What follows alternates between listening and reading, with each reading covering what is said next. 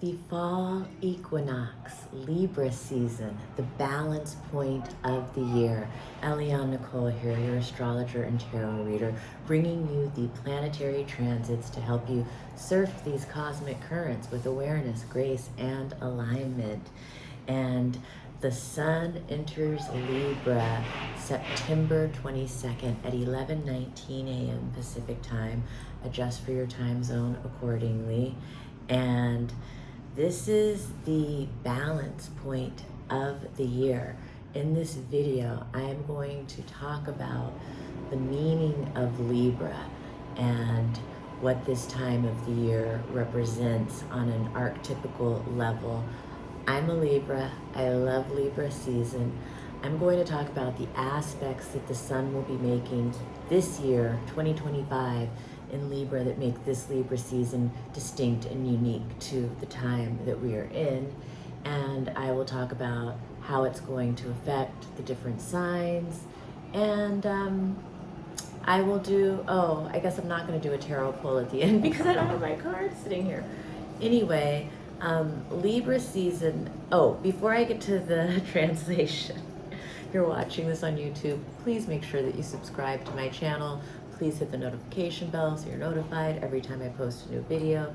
Please like, please comment, please share.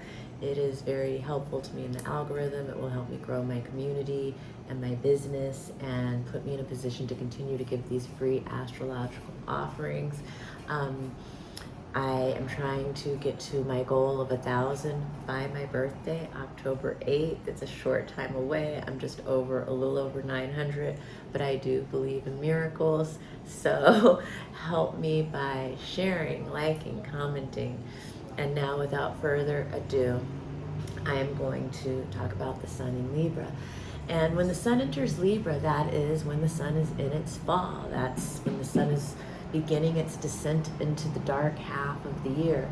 And so Libra season is associated with, there's a bittersweet tone to it. There's a bittersweet quality, a melancholy tone. It's very beautiful. You know, the leaves are changing colors and, you know, everyone's back in school. We're heading towards the holidays. It's kind of like, you know, and Libra as a sign is associated with art and beauty and justice, the balance, you know. The fall equinox is the day that the sun, the night and the day are equal proportion, and that's why Libra is the balance, the scales. And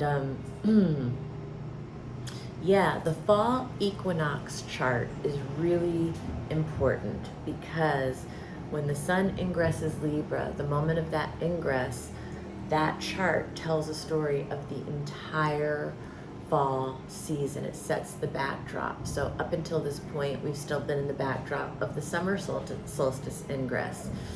And what's so interesting about this fall ingress is that the eclipse happened the day before. So the eclipse is in this chart still. All of those eclipse alignments are still present in this equinox chart.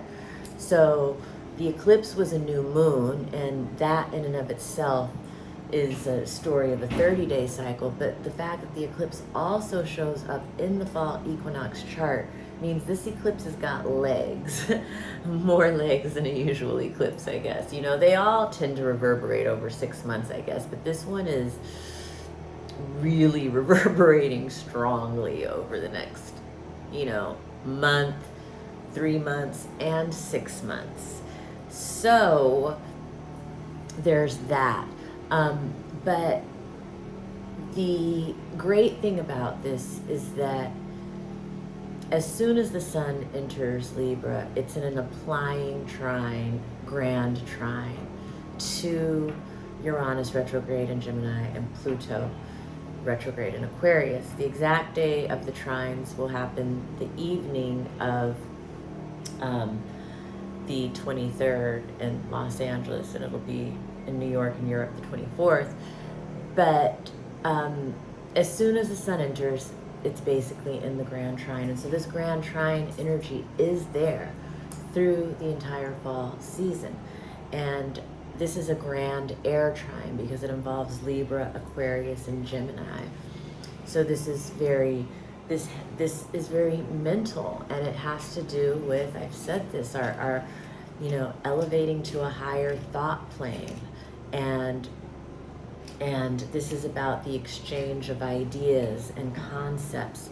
This is, intellectual clarity, it's vision, it's imagination, it's being in the flow, it's very uplifting social interactions. It might even, for some people, being uplifted into a whole different social stratosphere.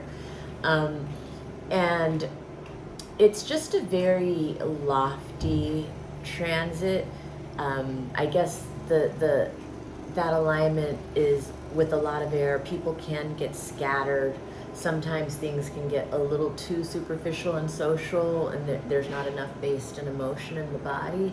So that's the shadow side, and there's always a shadow, even to something as beautiful as a grand trine. In fact, with grand trines, and particularly this one because it's an air grand trine, it's the fire signs and the air signs that are really going to be feeling this kind of upliftment of energy. The earth signs and the water signs may have a different experience with this grand air trine, but not to worry, water signs, because in the end of October we have a series of water trines for you guys that are going to really be very helpful to the earth and water signs. So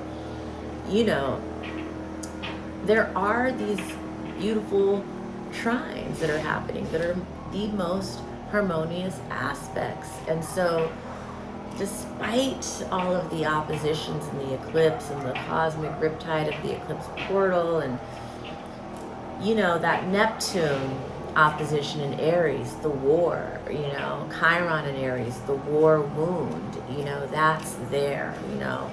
The world is on fire and we can't deny that.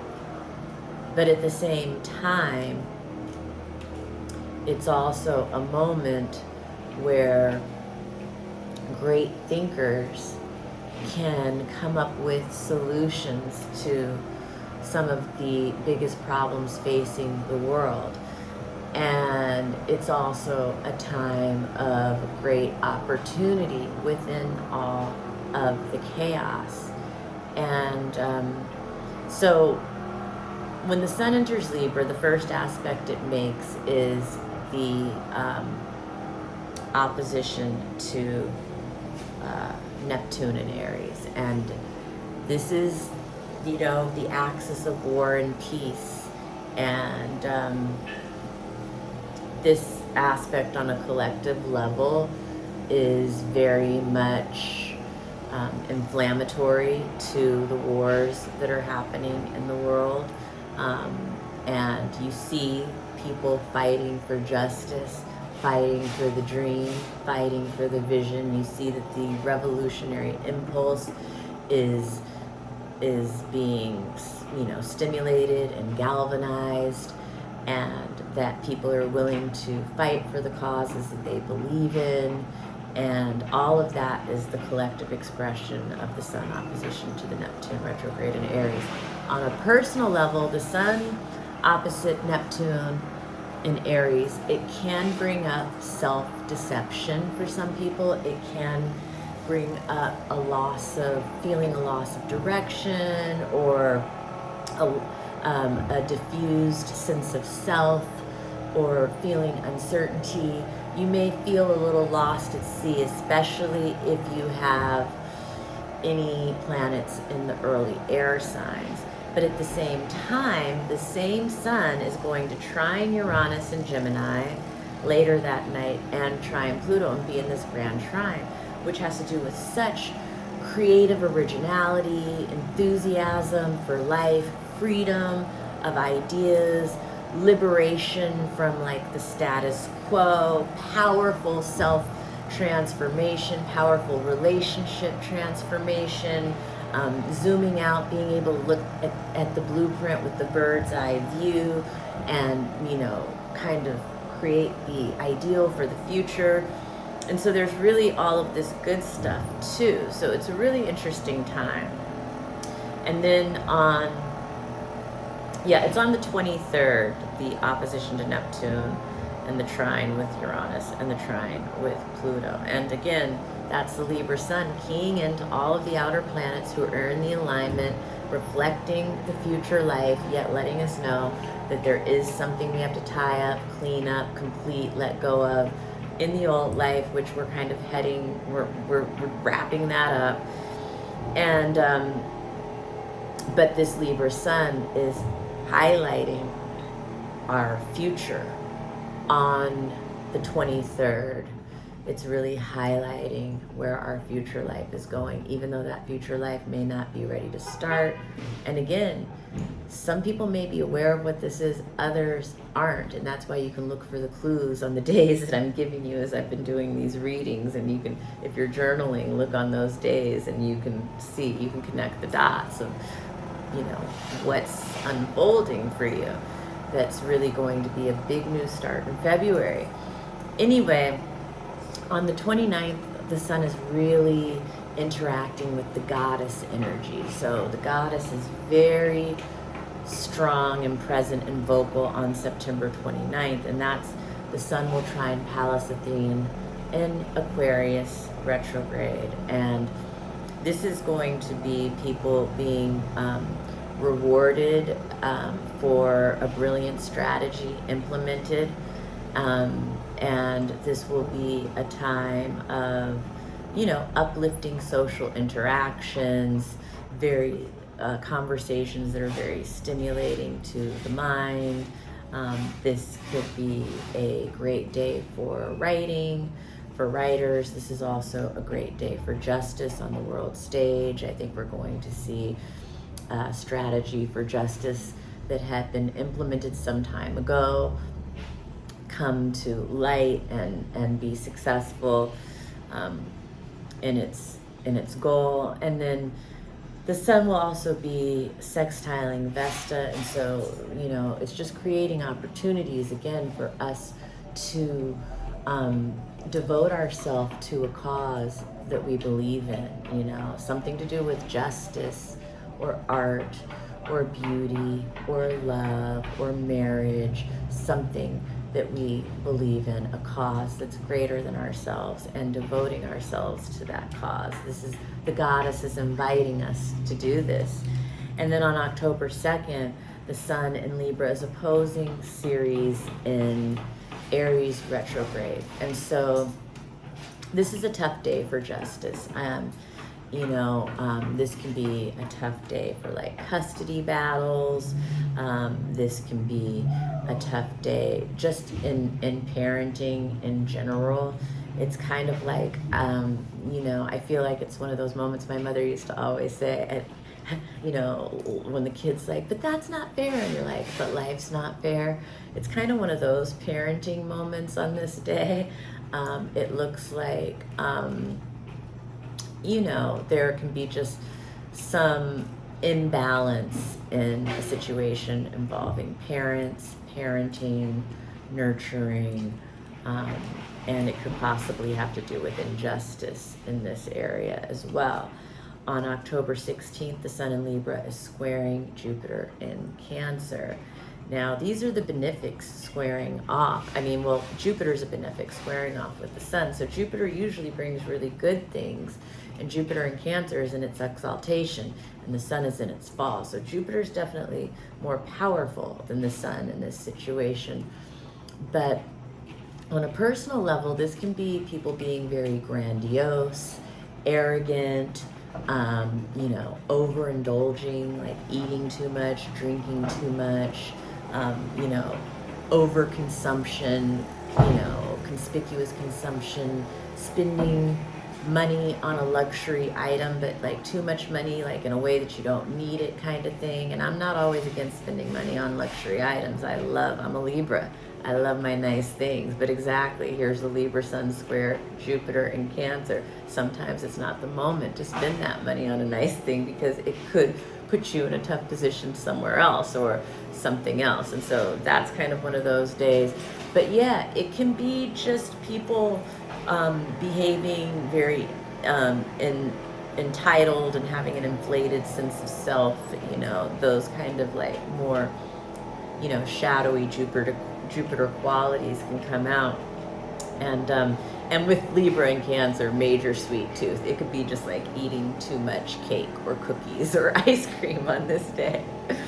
Anyway, on October 17th, the Sun in Libra opposes Chiron in Aries. And this is, you know, on the collective, it's very much triggering the war wound in a major way. So, you know, this is going to be an explosive, oppositional day in world affairs. But in our personal lives, this is stimulating our deepest wound. And in Aries, a lot of times this can be an identity wound. But for some people, it might be actually feeling sick, you know, like, or an injury of some kind. Aries a lot of times has to do with the head. Libra has to do with the kidneys. And so, you know, people could be feeling that kind of sickness related to those areas. But it could be, I mean, there's just like a lot of pain over the injustices in the world. For some people, it'll be pain over the injustices in their personal lives, particularly if you have planets anywhere from 21 to 26 degrees of any of the cardinal signs, Aries, Libra, Cancer, or Capricorn. And that's the final aspect that the Sun in Libra makes before it moves into Scorpio on the 22nd. And so, you know, in general, the cardinal signs are going to have a tougher time with the Sun traveling through Libra. Libras enjoy Libra seasons. It's very social. They're getting attention. You know, Libras love to have parties. There's always a lot of parties and socializing during Libra season. And so Libras, as the Sun is traveling through your sign, I think it's a really enjoyable, social, fun time for you. For Aries, on the other hand, Libra season can feel oppositional in a lot of ways. Aries can be feeling that things are out of balance, that you know, they can be feeling, you know, within their personal lives, a sense of injustice, inequality, imbalance. They may be feeling, I don't know. So Aries, and you know, if you're Aries, Sun, Moon, Rising, any planet in Aries, when the Sun gets into the degree of the exact aspect of your chart, it'll just be a 3-day transit. We're talking about the Sun, so it'll move. It'll, you know, maybe 5-day transit. The Gemini and Aquarius is going to love this Libra season. It's going to be very uplifting mentally, socially, you know. If you're a writer, it's going to be very helpful to your writing. And just if you are a person who's a visionary or an idea maker, this is a great time. This is a great time of thinking. And it's an elevation for Gemini and Aquarius and Libra this time. For Leo and Sagittarius, Libra season creates a lot of opportunities for fun, for socializing, for getting involved in something that you believe in that's bigger than yourself. Yeah, and then, I don't know, for like Sagittarius and, for Taurus and Pisces, this Libra season, when the Sun gets to your signs, your placements that are in Pisces or Taurus, you just may need to adjust your sails. There may be a little uncomfortability or irritation caused by Libra season that, you know, makes you adjust your sails. There's no better way to say it. So if you would like to book a reading with me, the link is in the description below. In conclusion, life is lifing, the world is worlding. Stay heavily meditated, my friends.